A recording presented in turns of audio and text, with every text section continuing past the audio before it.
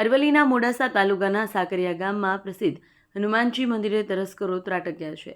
શ્રદ્ધાળુના આસ્થાના કેન્દ્ર ગણાતા સાકરિયાના સુતા અને સ્વયંભૂ હનુમાનજી મંદિરે ચોરી થઈ હતી. સાકરિયા હનુમાનજી મંદિરમાં ચોરીની ગદા સહિતના ચોરીના આભૂષણોની ચોરી થઈ.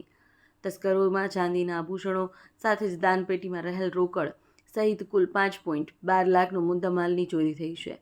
હનુમાનજી દાદાના 7.25 કિલોગ્રામ ચાંદીના આભૂષણો સહિત દાનપેટીની રકમની ચોરી થઈ છે. મંદિરના પાછળના ભાગેથી તસ્કરો પ્રવેશ કરી ચોરીને અંજામ આપ્યો છે. તસ્કરો દાનપેટી ઉઠાવતા સીસીટીવીમાં કેદ થયા છે. તસ્કરોએ રેકી કરી ચોરીને અંજામ આપ્યો હોવાની પ્રાથમિક તારણ સામે આવ્યું છે.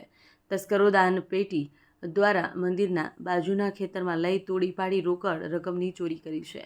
મંદિરમાં ગયેલી ચોરી અંગે ડોગ સ્ક્વોડ અને ફિંગરપ્રિન્ટ લેવાની મદદ ચાલુ છે. મોડાસા રૂરલ પોલીસ જિલ્લા એલસીબી ચોરી અંગે ઝીણવટભરી તપાસ હાથ ધરી છે. અહેવાલ ન્યૂઝ રાકેશ ઝાલા, અરવલ્લી.